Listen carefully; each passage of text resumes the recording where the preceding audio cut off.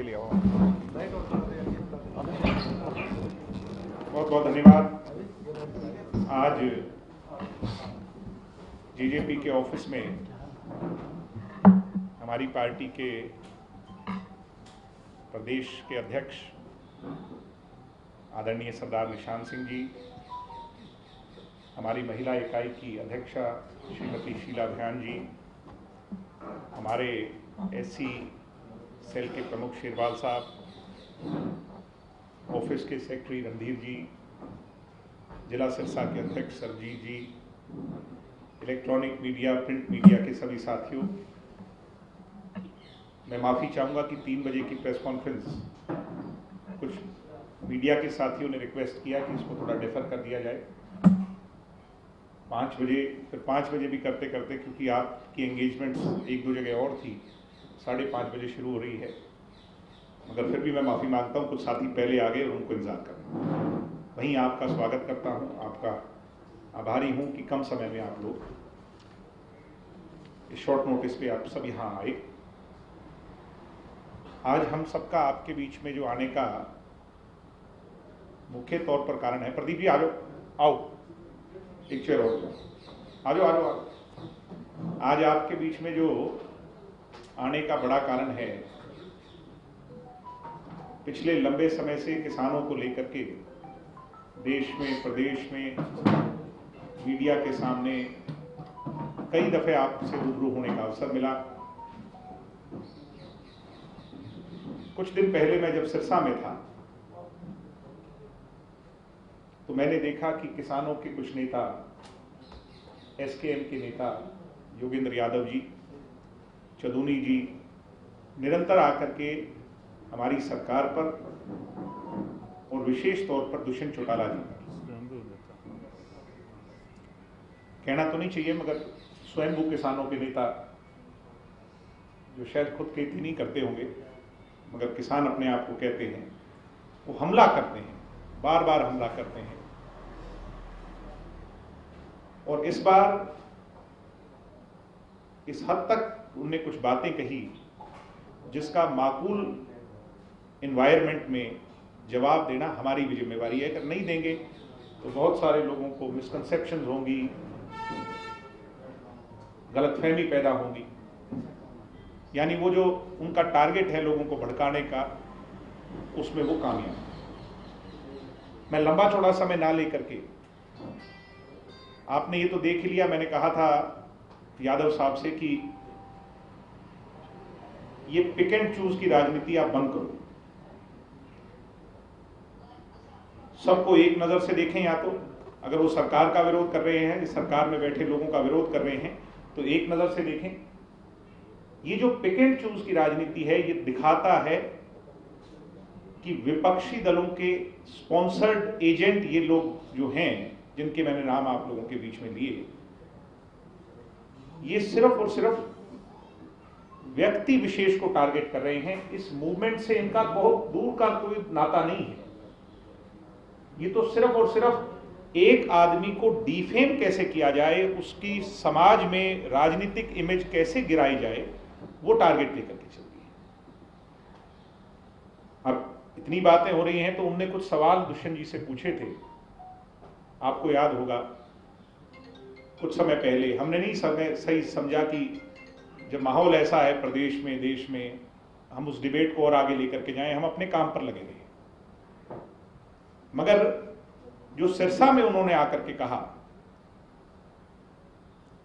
तो ये फिर हमारी नैतिक जिम्मेवारी है कि उनके उठाए गए सवालों का जवाब देकर एक खुली डिबेट चलाई जाए। प्रजातांत्रिक प्रणाली में बोलने का मौलिक अधिकार सबको है, और उन्होंने जो क्वेश्चन दुष्यंत जी से पूछे, मैं उनका आज जवाब तैयार करके लाया हूं। और कुछ प्रश्न आदरणीय योगेंद्र यादव जी के लिए और चदूनी जी के लिए आपके बीच में लेकर के, क्योंकि हरियाणा के सिर्फ 2 नेता हैं एसकेएम, और जो हरियाणा में इस मूवमेंट को ज्यादा चला रहे हैं, बाकी तो हरियाणा में कोई ऐसा नेता नहीं है। उन्होंने कहा, क्या आप या आपकी पार्टी ने इन तीनों कानून में किसी बदलाव की मांग की थी क्या? जननायक जनता पार्टी किसानों की हितैषी पार्टी है और हमने हर फसल के उचित दाम को दिलवाने के लिए किसानों के लिए चौधरी देवीलाल के दिखाए रास्ते पर निरंतर संघर्ष किया और आगे भी करेंगे। हमने उन तमाम मांगों जो बदलाव सरकार से इन लोगों ने किए इस मिशन को शुरू करते हुए हमने निरंतर उस बात का पक्षधर होकर के किसानों की हिमायत करी है। आज इस प्रेस कॉन्फ्रेंस के माध्यम से हम सब लोग इस बात के फिर भी पक्षधर, दोबारा अगर कोई कंफ्यूजन ना रह जाए, इस बात के पक्षधर हैं कि कानूनों में जो किसान के हित की चीजें नहीं हैं उनमें बदलाव होने चाहिए। ये बात मैं क्लैरिफाई करता हूं। तो पहला क्वेश्चन का मेरे हिसाब से आंसर मैं आपके सामने रख चुका हूं। क्या भाजपा सरकार ने अध्यादेशों को लाने से पहले आपकी पार्टी से कोई राय ली थी? दूसरा प्रश्न था उनका। आप सब जानते हैं कि ये केंद्र के कानून हैं, लोकसभा राज्यसभा में पारित हुए, सेंटर के अधीन ये सारा मामला था।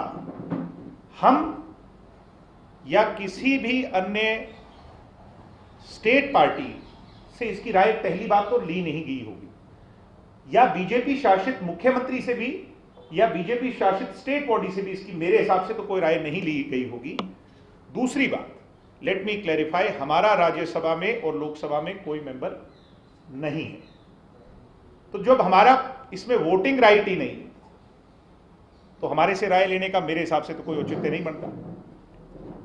तो ये भी इसके दूसरे क्वेश्चन का मैं जवाब देना। क्या इन तीनों कानूनों को कोरोना वायरस या लॉकडाउन से जोड़ के देखना चाहिए? नहीं तो इनसे इस महामारी के बीच अध्यादेश लाने की ऐसी क्या जरूरत पड़ी? है उनका तीसरा क्वेश्चन है। हमें ऐसा नहीं लगता। कॉन्ट्रैक्ट फार्मिंग और प्राइवेट मंडी संबंधी कानून 2006 में अधिवेशन कांग्रेस ने किया था, उसमें आप जानते हैं कि कांग्रेस इसको एजेंडे के तौर पे लेके आई थी।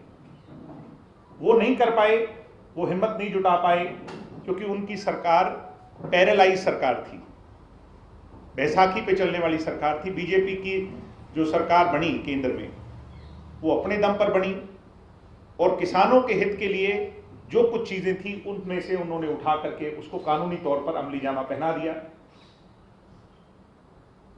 अध्यादेश सिर्फ एक नहीं आया, ये अकेला अध्यादेश नहीं आया, अध्यादेश तो बहुत आए। तो इन महोदय का इसको ही जोड़ करके देखना कि ये अध्यादेश, कोरोना के बीच में तो बहुत अध्यादेश आए, उस पर तो कभी महोदय ने चर्चा नहीं की। अगर ये अध्यादेश आया तो इसी को क्वेश्चन मार्क क्यों किया जा रहा है, ये मेरा उनसे प्रश्न है। मुझे नहीं लगता कि अध्यादेश तो बहुत सारे आए होंगे, ये भी एक अध्यादेश आया। चौथा प्रश्न, राज्यसभा में बिना वोटिंग के कानून पास, बिना वोट बहस के कानून पास करवा दिया। मैं कांग्रेस के लोगों से इसको जोड़ के देखूंगा कि कांग्रेस के लोग या ऑपोजिशन जो देश की है वो राज्यसभा के अंदर उस दिन क्या कर रही थी, ये पूरे देश ने टेलीविजन पर देखा है। सरकार बहस चाहती थी, हालात ऐसे बना दिए, इतना हल्ला गुल्ला हुआ और उसके बाद खुद ही वॉकआउट कर करके चले गए जब समय आया।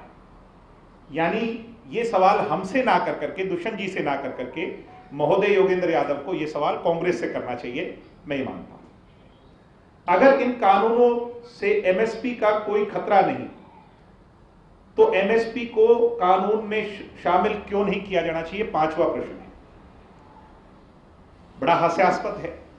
हरियाणा में दुष्यंत चौटाला जी का जो महकमा है वो सबसे ज्यादा फसलें इस देश के अंदर एमएसपी पर खरीद रहा है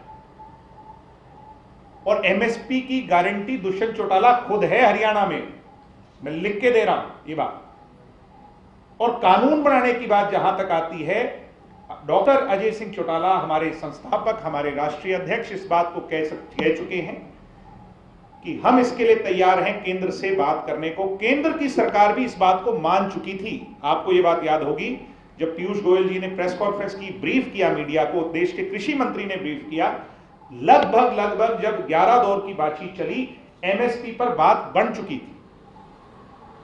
तो ये सवाल हमारे से ना पूछ करके महोदय आप पंजाब के लोगों से पूछो, राजस्थान से पूछो, अन्य प्रदेशों से पूछो जहां पर विपक्षी दलों की सरकार है कि एमएसपी की गारंटी तुम क्यों नहीं दे रहे। जहां दुष्यंत चौटाला 11 फसलों की एमएसपी की गारंटी दे रहा है वहां आप अन्य राज्य क्यों नहीं दे रहे। आवश्यक वस्तु कानून में बदलाव कर कंपनियों को जमाखोरी की खुली छूट देने से किसानों का कैसे फायदा होगा। क्या कंपनियों को किसान व कंज्यूमर दोनों को लूटने का अधिकार दिया गया है, यह उनका क्वेश्चन है। कानून में साफ लिखा है कि आपात स्थिति में केंद्र सरकार नए कानून पर रोक लगा सकती है। आवश्यक वस्तुओं पर भंडारण व बिक्री अपने हाथ में ले सकती है। यह प्रावधान भी है कि अगर बागवानी की किसी वस्तु की खुदरा कीमत बाजार रेट से 100% और डिब्बा बंद यानी जो डिब्बा पैक आते हैं उनकी 50% की बढ़ोतरी हो जाए तो ये छूट खत्म कर दी जाए और सभी को अपना स्टॉक सरकार के अधीन करना पड़ेगा। पीडीएस या डिपो धारकों के सिस्टम पर नए कानून का कोई असर नहीं होगा। ये बात भी बड़ी क्लियरली लिखी गई है। फिर भी अगर कोई दिक्कत है इसमें, मैं महोदय से कहूंगा कि हम खुले तौर पर तैयार हैं, वो हमें दिक्कत बताएं और हम केंद्र की सरकार से बड़े खुले तौर पर, खुले दिल से आपकी जो बात है किसानों की अगर आप बात करते हैं वो बात रखने को तैयार हैं। इसमें और भी बदलाव आना चाहिए तो हम उसके लिए भी तैयार हैं। नंबर 7, बिना टैक्स दिए कंपनियों को मंडी से बाहर खरीद की छूट और मंडी में खरीदार पर भारी टैक्स, मंडी को खत्म करने का एजेंडा नहीं है क्या, ये उन्होंने हमारे से पूछा है। मंडी में जो टैक्स लगता है वो बहुत मिनिमम होता है। वो मंडी की डेवलपमेंट, सड़कें बन जाए, शेड बन जाए, पीने के पानी की व्यवस्था हो, लेबर को दिक्कत ना हो, किसानों को दिक्कत ना हो, सिर्फ उसी के काम पे यूज आता है और किसी काम पे यूज नहीं होता। ये शायद उनको नहीं पता होगा, मैं बता दूं। प्राइवेट कंपनियां जब मंडी बनाएंगी, सरकार ऑलरेडी इतने बड़े बड़े टैक्सेस उन पर लगा रही है जो शायद योगेंद्र यादव जी को पता है, उसके बावजूद भी वो उसकी चर्चा नहीं करना चाह रहे इसमें। तो ये क्लैरिफाई हो जाता है 7वां पॉइंट। फसल पकने से पहले कंपनियों से एग्रीमेंट के नाम पर किसान से दस्तखत कराना, उसकी अपनी लूट पत्र और मोहर लगवाना ना होगा। क्या किसान बड़ी कंपनियों के हक ले पाएगा। एक बात बहुत स्पष्ट कह दी गई कानून के अंदर, किसी भी किसान से उसकी जमीन नहीं ली जाएगी। कॉन्ट्रैक्ट फार्मिंग इससे पहले भी हो रही है, हरियाणा में हो रही है, पंजाब में हो रही है, हिमाचल में हो रही है, अन्य प्रदेशों में हो रही है। मगर इस पर कोई कानून ना होने के कारण कॉन्ट्रैक्ट के बाद बहुत सारा ऐसा देखा गया है जहां किसानों की जमीनें लूटी गई। यह कानून आने के बाद एक बात तय है कि किसान की जमीन कोई अपने नाम नहीं करा पाएगा। तो मुझे नहीं पता कि उनके इस क्वेश्चन का क्या मतलब है। मैंने इसका बड़ी साधारण भाषा में समझ के, और मैं जितना जवाब समझ पाया मैंने दे दिया। दुष्यंत जी, आप बार बार कहते हैं कि राज्य में हर फसल एमएसपी पर बिकेगी, फिर एमएसपी पर खरीद कानून या सरकारी आदेश क्यों ना जारी। ये तो उनका पहला क्वेश्चन भी था कि एमएसपी के बारे में आप क्या कहते हैं, हमने बता ही दिया। इस वक्त आपकी आंख के सामने फसलें एमएसपी पर बिक नहीं रही, ऐसा क्यों। फिर क्यों आप कुर्सी से चिपके हुए हैं। हमने जितनी एमएसपी की गारंटी दी, अगर योगेंद्र यादव जी को ऐसा लगता है कि किसी की फसल एमएसपी पर नहीं बिक रही, तो वो इसके प्रमाण हमारे सामने रखें। प्रमाण हमारे सामने रखेंगे तो हम इस पर उचित कार्रवाई करेंगे। जो भी दोषी होगा उसको सजा दी जाएगी। मगर मैं एक बात योगेंद्र जी से पूछना चाहता हूं कि क्या आपने इस बात का कभी जिक्र किया क्या कि 2250 में बाजरा राजस्थान के किसान 1250 की बजाय हरियाणा में आकर क्यों बेचते हैं। क्या आपने राजस्थान जाने का कभी प्रयास किया, वहां की सरकार से कभी बात की। क्या आपने पंजाब की सरकार से बातचीत की कि 11 फसलें हरियाणा की तरह, दुष्यंत चौटाला की तरह आप क्यों नहीं खरीद रहे। नहीं जवाब दे पाए। और हरियाणा में गारंटी है इस चीज की, और हम ये चाहते हैं, मैं आज खुले तौर पे कह रहा हूं कि एमएसपी केंद्र सरकार को कानून बनाना चाहिए, एमएसपी पर मोहर लगानी चाहिए, और सरकार भी इस बात के लिए तैयार थी। मगर सबसे बड़ी रुकावट अगर कोई बना सरकार के चाहने के बाद भी, तो वो योगेंद्र यादव जैसे, चदूनी जी जैसे स्वयंभू किसान नेता बने, जिनको अपने पॉलिटिकल इंटरेस्ट बड़े लगे और 11 दौर की बातचीत भी बड़ी चीजें किसानों को इस मुद्दे में हासिल हो जाए नहीं होने दी, उसको आग के हवाले कर दिया। जब देश में एक भी किसान संगठन या किसान नेता इन कानूनों के समर्थन में बोलने को तैयार नहीं, तब देवीलाल जी का पोता या वंशज इनकी ढाल बन करके क्यों बैठा है? बड़ी अजीब बात है। हम ढाल सरकार की नहीं है, हम ढाल किसान की हैं, और वो दुष्यंत ने साबित कर दिया अपना काम पे। किसी भी कीमत पर किसानों का इंटरेस्ट, एमएसपी, मंडी या जो बड़ी बड़ी बातें इनने कही है, अगर उस पर कोई चोट आएगी तो दुष्यंत चौटाला, योगेंद्र यादव जी, आप जैसे नेताओं की जरूरत नहीं, किसानों के बीच में होगा। हमें कुर्सी का कोई लालच नहीं। दूसरी बात, दीनबंधु सर छोटूराम एक बात कहते थे कि सरकार में रहकर वो काम किए जा सकते हैं जो बाहर रहकर के नहीं किए जा सकते, और वही हमारा मिशन है। 5वें साल में 5100 रुपये पेंशन देना बुजुर्गों को, किसानों को उनके हक दिलवाना, 75% आरक्षण लागू करवाना, महिलाओं को 50% रिजर्वेशन दिलवाना, और अन्य बहुत बातें हैं, सुबह से शाम हो जाएगी अगर मैं सभी बातों पर चर्चा करूं, जिसमें से 2-3 बड़े काम हम कर चुके हैं। तो योगेंद्र यादव जी, चदूनी जी, हम कुर्सी से चिपके हुए नहीं, बल्कि दीनबंधु की सोच पर कुर्सी पर बैठकर, जैसे चौधरी देवीलाल कहा करते थे कि जन सेवा का माध्यम है, और हिस्टोरिक काम दुष्यंत जी कर रहे हैं। आज इस चीज को एक्नॉलेज नहीं करेगा कोई, मगर आने वाली पीढ़ी, आने वाली पुश्तें इस बात को याद करेंगी कि वो कौन था जिसने 75% का कानून हरियाणा में लेके आया। लोग कह रहे हैं हमें बेनिफिट नहीं मिला। साथियों, बेनिफिट कोरोना के कारण, नई जॉब छोड़ो, पुरानी बच गई, किसी की बड़ी बात। आज अमेज़न आ रही है, आज फ्लिपकार्ट आ रहा है, आज मारुति का नया प्लांट लग रहा है।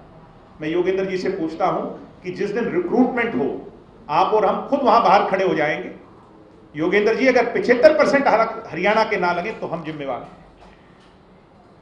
तो इसलिए सिर्फ इस तरह की सोच, इस तरह की मानसिकता, किसी को नीचा दिखाना, किसी को टारगेट करना, मैं ये समझता हूं ये इन 10 क्वेश्चन में था। मैंने मेरे हिसाब से आपकी सेटिस्फेक्शन के लिए 10 के 10 के जवाब दे दिए आज। अब योगेंद्र यादव कौन है वो तो आप जानते ही हो। यूपीए और कांग्रेस सरकार में 22 कमेटी ऐसी हैं। मैं आपके कैमरे की रील और अपना समय जाया नहीं करना चाहता।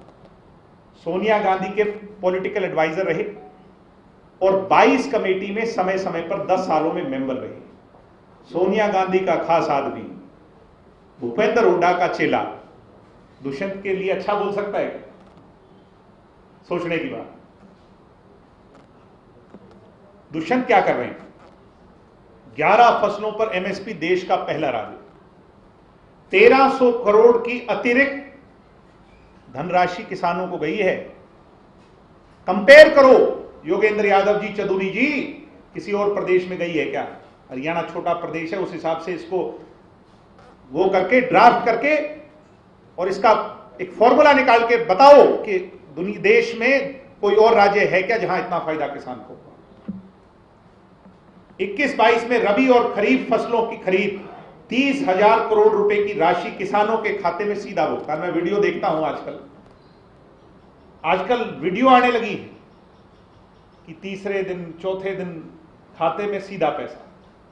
एक किसान नेता है, मैं नाम भूल गया उनका, नौजवान लड़का है भाई, बड़ी लड़ाई लड़ता है किसानों की। उसके पीछे मैंने देखा काफी इंटरव्यूज भी, और वो उसने खुद इस बात को एक्नॉलेज किया कि सीधा खातों में पैसा जाना ये ऐतिहासिक कदम है जिसको दुष्यंत चौटाला ने और हरियाणा की सरकार ने अपनाया। इसके लिए एक्नॉलेजमेंट चाहता हूं मैं योगेंद्र यादव जी, मगर नहीं देंगे। जो क्योंकि एक्नॉलेजमेंट तो उनने कभी किसी की करी ही नहीं।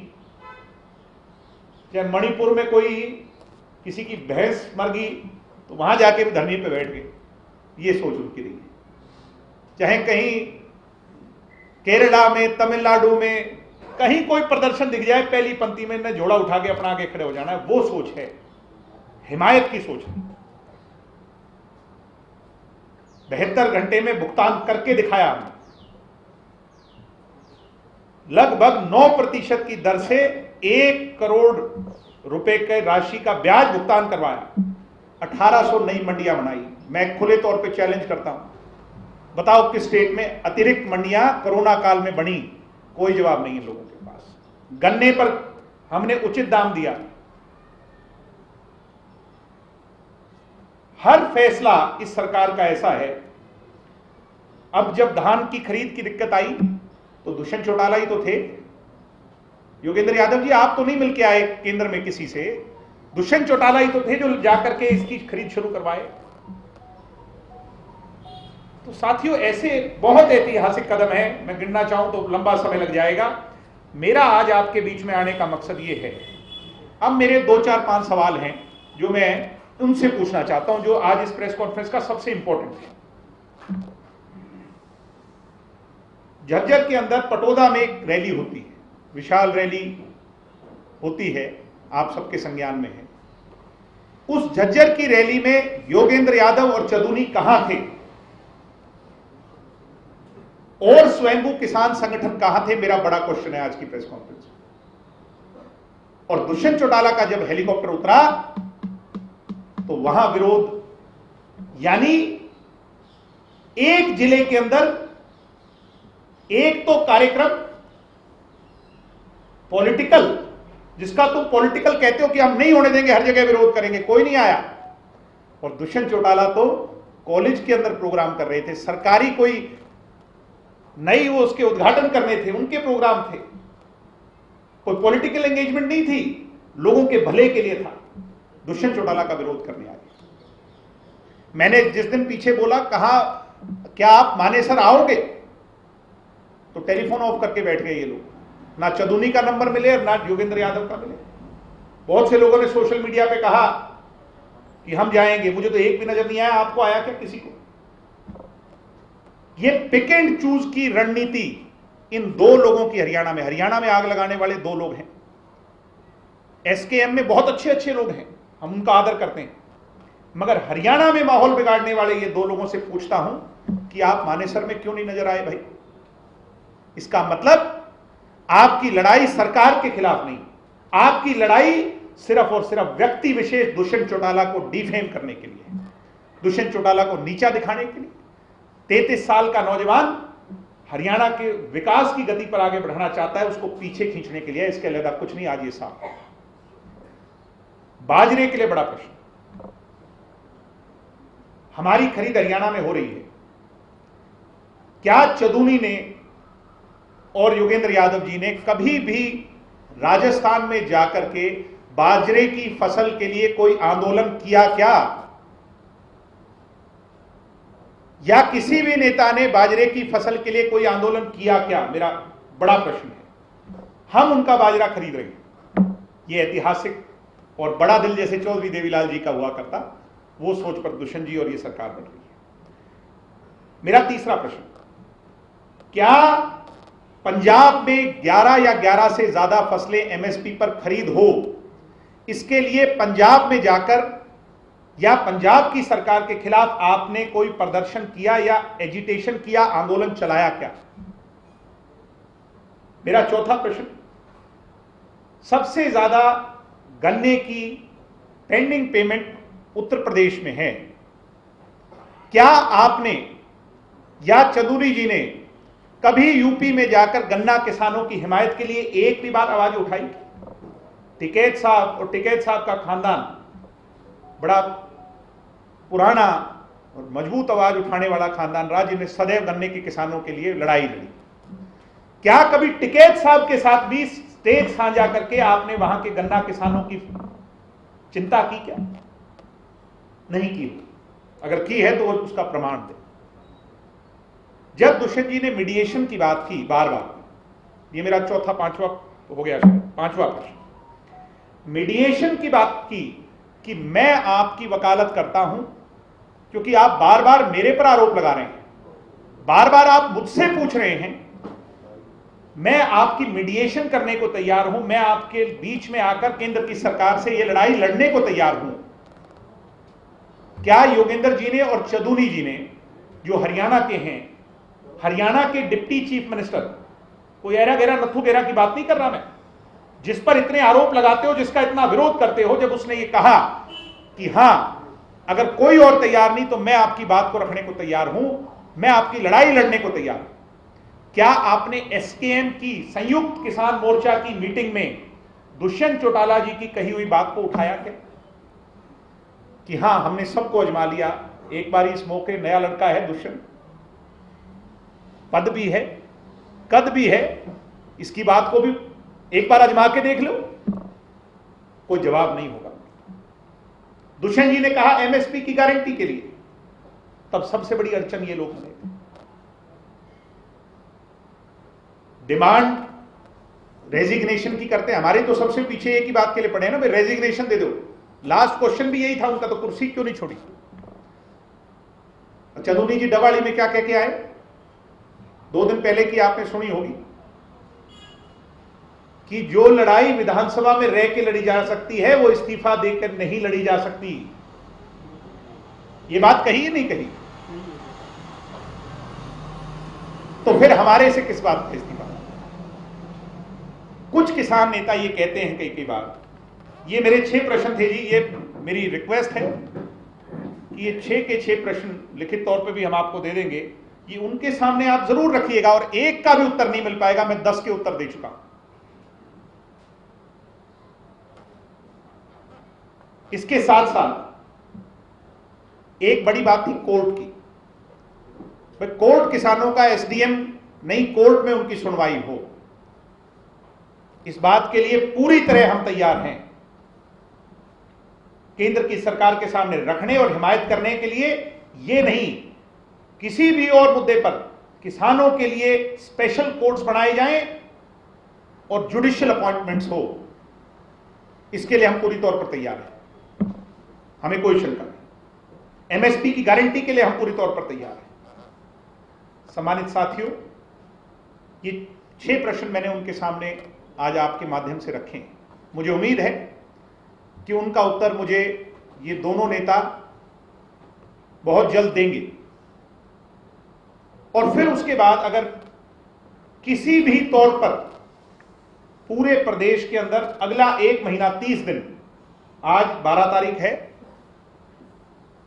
त्योहार का भी सीजन है, मैं कहता हूं 1 महीना दिवाली के बाद भी पूरे हरियाणा में, देखो हुड़दंगी करने से, हु हल्ला करने से, पत्थर फेंकने से, शीशे तोड़ने से तो कुछ नहीं होगा। हम डेमोक्रेसी में जी रहे हैं, प्रजातांत्रिक प्रणाली में जी रहे हैं। अगले 1 महीने में किसी भी मुद्दे पर, किसानों की हिमायत के किसी भी मुद्दे पर, इन तीनों कानूनों पर नहीं, किसी भी मुद्दे पर चौधरी जी या योगेंद्र यादव जी सार्वजनिक डिबेट कर लें हमारे से, और मीडिया के सामने कर लें, किसी से बात छुपी ना रहे। मैं आज खुली चुनौती दे रहा हूं, मेरी एक चुनौती तो वो स्वीकार नहीं पाए, क्योंकि आप और हम सब जानते हैं कि उनके पेट का दर्द क्या था। आज ये किसानों को पता चलना चाहिए, हमारे परिवार के लोग जो किसान हैं, जो ये सोच रहे हैं, इनकी बातों पर विश्वास कर करके सर्दी गर्मी बरसात की चिंता ना किए सड़कों पर बैठकर एजिटेशन कर रहे हैं, क्योंकि ये लीडर लीड कर रहा है मूवमेंट। आज मेरा उनसे इस पर कोई भी डिबेट के लिए वो अगर तैयार हो, किसी भी चैनल पर तैयार हो, किसी भी प्लेटफॉर्म पर तैयार हो, या सार्वजनिक तौर पर तैयार हो, हम भी तैयार हैं। हाँ, वो ये कहें लाठी चला लो और पत्थर फेंक लो और हुड़दंगी कर लो, नहीं, ये डेमोक्रेटिक तरीका नहीं है। डेमोक्रेसी में वाद विवाद कर कर, बातचीत कर कर, डिबेट कर कर फैक्ट्स पर बात हो सकती है, और फैक्ट्स में हम कहीं भी पीछे हों तो हम इस बात के लिए जिम्मेवार हैं। जवाब नहीं होगा इनके पास। कुछ लोग ये कहते हैं कई बार, इन्हीं के लोग कि तुम इस्तीफा दो। हम कहते हैं हम आपकी हर बात कराने को तैयार हैं।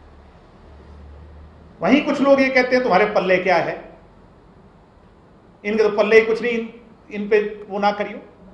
तो भाई पल्ले नहीं तो हमें अपना काम करने दो और तुम अपना काम करो। ये दो मुंह साफ, मुझे कहते हुए कोई संकोच नहीं है। फैक्ट्स पे आज कोई बात नहीं करना चाह रहा, डिफेम करना चाह रहा है। और हम अब तक चुप थे, इसलिए चुप थे क्योंकि किसान सब जानते हैं, एग्रीकल्चर, फार्मिंग, किसान ये बहुत सेंसिटिव मुद्दा है। इस पे कोई भी एक भी बात, छोटी सी बात बहुत इमोशंस पे क्रिएट हो सकती है। मगर अब हद पार तब होती है जब इनका दोगला रवैया साफ नजर आता है, किसी और के लिए कुछ, किसी और के लिए कुछ। तो मुझे उम्मीद है कि वो हमारी इस चुनौती को एक्सेप्ट करें। जहां कहीं भी वो बोलेंगे हम उनके साथ डिबेट करेंगे, खुले तौर पर डिबेट करेंगे। और निश्चित तौर पर लोगों के सामने ये आ जाना चाहिए कि असली पिक्चर क्या है, कौन किसका स्पॉन्सर्ड एजेंट है और कौन असली मायने में चौधरी देवीलाल के पथ पर चल करके किसानों का हिमायती है। मैं संयुक्त किसान मोर्चा के नेताओं का आदर करता हूं, उनका सम्मान करता हूं और मैं ये उम्मीद करता हूं कि दुष्यंत जी की जो रिक्वेस्ट है, आपसे अपील है कि इसको लंबा ना खींचे, क्योंकि लाखों लोग आज जो संघर्ष कर रहे हैं वो अल्टीमेटली अपने लीडर्स पर विश्वास करके कर रहे हैं। उन लीडर्स की जिम्मेवारी है कि वो केंद्र की सरकार से जल्द बातचीत शुरू करें।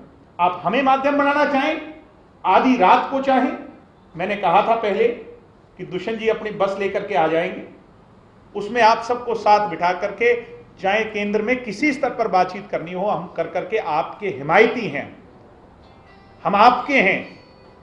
हमें दूसरी नजरों से ये जो लोग दिखाना चाह रहे हैं, इनकी सच्चाई कम से कम सामने आ जाए।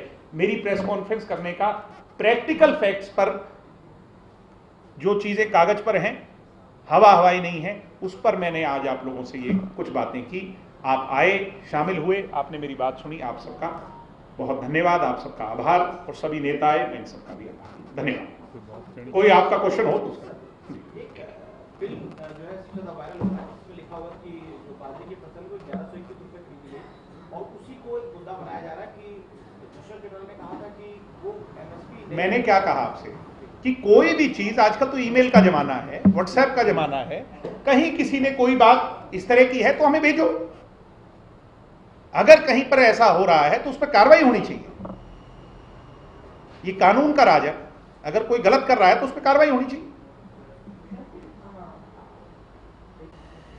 एक और अनाउंसमेंट जो दुष्यंत जी ने आज करी है बाजरे की खरीद की, कि हैफेड और वेयर हाउसिंग बाजरे की सरकारी खरीद करेगी, ये भी अपने आप में एक बहुत ऐतिहासिक कदम है। जी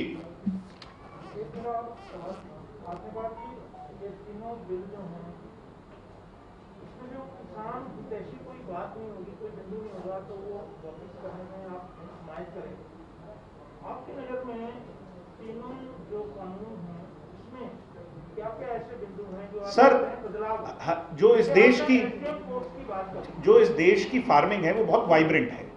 मैं आपके पॉइंट समझ गया सर, मैं आपका बिल्कुल समझ गया, मैं उसी पे आ रहा हूँ। मैं थोड़ा सा शुरुआत इसकी वजह से कर रहा हूँ। बहुत वाइब्रेंट है। हमारे यहाँ पे अलग फसलें हैं, नीचे चले जाएंगे तो वहां की अलग फसलें हैं, हर देश के अलग राज्य में अलग फसलें हैं। कई जगह सब्जियों की फार्मिंग है, फ्रूट्स की फार्मिंग है, हर जगह की अलग समस्याएं हैं। बड़े तौर पर ये ही मुख्य बिंदु हैं। एक एमएसपी का हो जो आपने बात कही, एक कोर्ट का मामला है जो बिल्कुल हम मानते हैं कि गलत है, इसमें सुधार होना चाहिए। ऐसे ये जो दो चार मामले इनके हैं बड़े, इस पर हमारी और उनकी राय में कोई फर्क नहीं है। केंद्र की सरकार की राय में और उनकी राय में कोई फर्क नहीं है। मैं बड़ी बात ना कहूं, अगर ये कहते हैं कि रिपील भी हो, यानी लॉ वापस हो, तो भी बातचीत से ही होंगे ना जी। कोई भी किसी समस्या का हल बातचीत से ही होगा ना जी। पत्थर मारने से, डंडा चलाने से फिर कैसे होगा? वो तो हालात खराब करेंगे आप। इन लॉज में बदलाव लाना चाहते हैं तो दुष्यंत चौटाला आपके लिए तैयार है, हर मौके तैयार है। आप आजमा के तो देखो, सिर्फ कह देने से इस्तीफा दो इस्तीफा दो, इस्तीफा देने का मतलब है कांग्रेस को मजबूत करना। और कांग्रेस को मजबूत कौन करना चाहता है? जिनके मैंने नाम लिए अभी, ये तो तय ही है।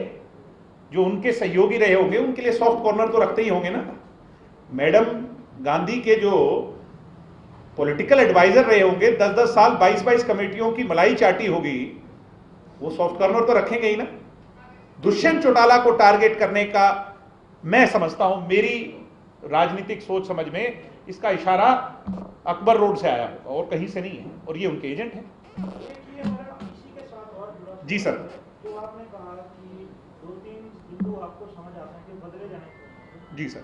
क्या क्योंकि इस समय आप संगठन में हैं, मतलब पोस्ट पे हैं, क्या आप संगठन की तरफ से सरकार में दुष्यंत जी को कहेंगे कि केंद्र से इस बारे में बातचीत की जाए, या सर दुष्यंत जी तो समय समय पर, एक बार नहीं अनेकों बार सर, इन बिंदुओं पर भी, और इससे आगे भी मैं कहता हूं कि आपका बेटा आपका भाई है दुष्यंत, आप खुले तौर पर दुष्यंत को निमंत्रण क्यों नहीं देते? एक मौके एसकेएम को अगर जरूरत पड़े, अगर वो कहते हैं भी देवीलाल का पड़पोता जिम्मेवार आज पद पर बैठा है, नहीं आपकी बात ठीक है सर, मैं ये कह रहा हूं पर आप ऐसा कोई लिखने या कोई बात करने जा रहे हैं पहले तो सरकार से? सर आज तो कोर्ट ने ही 1.5 साल के लिए उन कानूनों को स्टे कर दिया।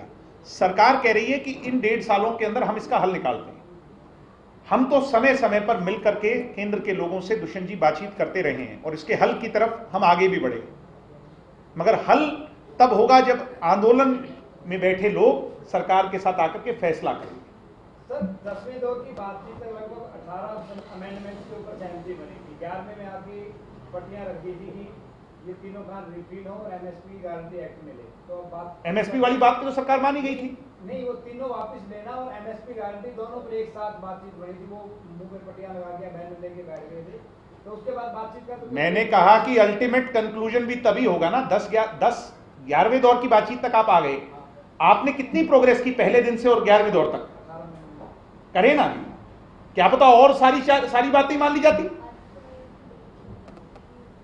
मैं इसको ऑफ द रिकॉर्ड एक चीज और कहना चाहूंगा, ये तो रही मेरी पार्टी की बात। मेरी सोच ये कहती है कि पंजाब का इलेक्शन हो जाने दो, आपको वहां कोई भी नजर नहीं आएगा पंजाब का, फिर हमारे वाले बेचारे बच जाएंगे। ये देखेंगे कि जो लोग हमें लीड कर रहे थे वो चले कहां गए, क्योंकि उनका मकसद पूरा हो जाएगा।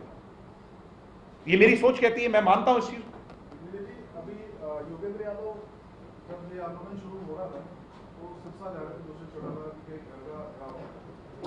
अगली बार वो सिरसा आएंगे ना तो मैं उनसे मिलने जाऊंगा टाइम लेके। मैंने उनसे यही सवाल पूछा था, मैंने कहा कि आप मुख्यमंत्री को जो लीड कर रहे हैं गवर्नमेंट को, उनके बजाय आप डिप्टी सीएम को टारगेट दे रहे हैं, इसकी कोई खास विशेष प्रेरित? वो तो आप जानते हो ना। तो उन्होंने कहा कि ये दुष्यंत चौटाला है, ये राउत देवीलाल के परिवार से, मैंने किसान परिवार अपने आप को कहते हैं, तो सबसे ज्यादा जिम्मेदारी उनकी है इन कानूनों को वापस दिलवाने की, या किसानों जिनने वोट डाले उनकी नहीं है। ये उनका कहना है। आप पूछो ना, जिनने वोट डाले उनकी जिम्मेवारी नहीं है, और दुष्यंत जो आपका हिमायती बनकर आपकी लड़ाई लड़ रहा है उसकी जिम्मेवारी है। मतलब मैंने इससे हास्यास्पद बात नहीं सुनी आज तक। फिर भी दुष्यंत आपके लिए प्रयास कर रहा है, फिर भी टारगेट वही बने। आपने एक बात और कही कि ये जैसे बड़ौदा जिन्होंने वोट डाली, क्या उनसे कभी इनने, मैं ये नहीं कहता कि कानून गलत है या सही, ये तो बहुत हाइपोथेटिकल हो जाएगा, इसमें बाद में चर्चा करेंगे जब कभी ये इन पर फैसला आ जाए। मैं ये कहता हूं कि क्या प्रयास भी किया गया, क्या उन 10 लोगों से बातचीत कर करके? नहीं किया। फिर भी हम तैयार हैं, जबकि हमारा एक वोट नहीं डला ना हमारा कोई मेंबर, फिर भी हम तैयार हैं कि हम आपकी बातचीत करते हैं।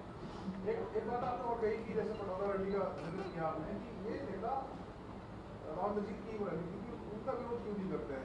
आपको क्या लगता है? मैंने नहीं कहा कि उनका विरोध क्यों नहीं करते हैं, मैंने कहा कि अगर बीजेपी और जेजेपी के सभी नेताओं का विरोध है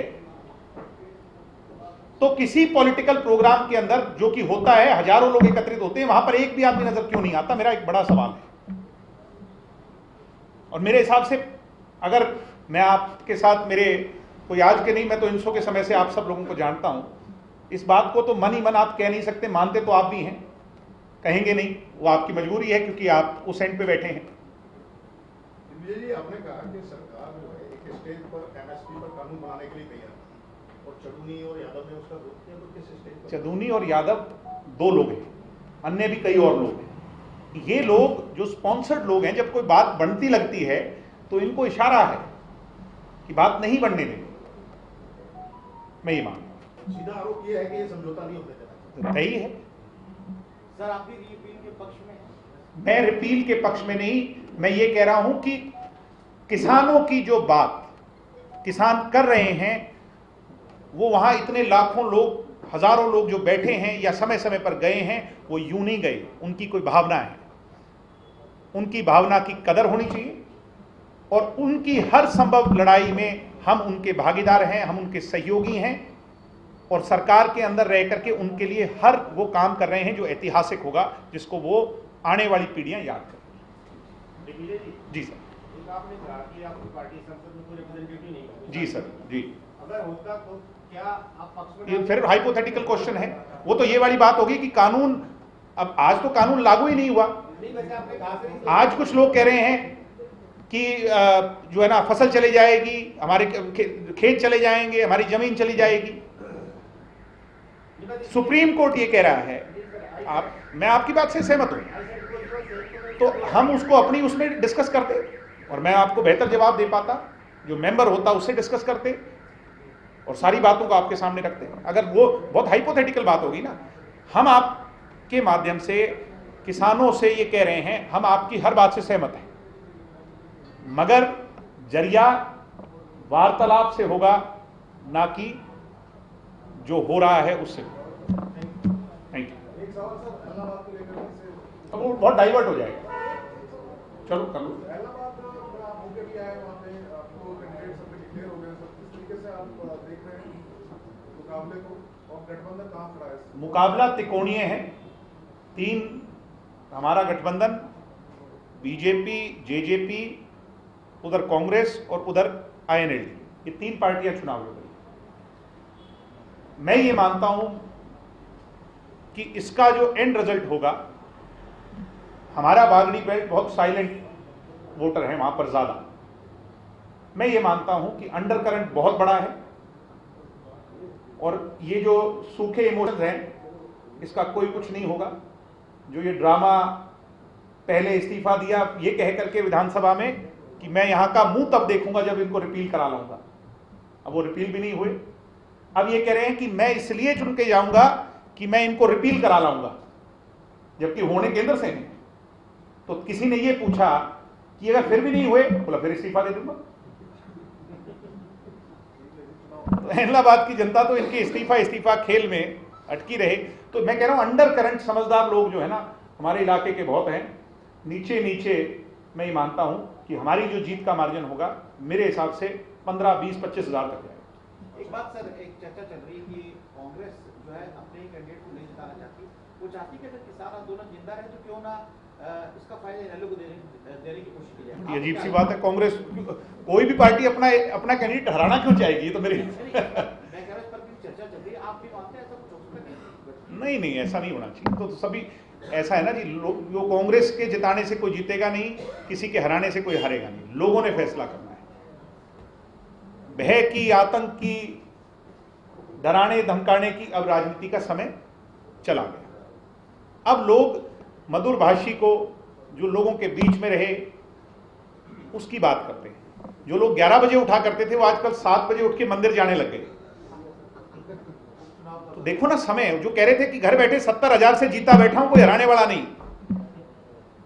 लोग नवरात्रों में शुरुआत करते हैं, वो नवरात्रों से पहले ही घर घर घूमने लग गए।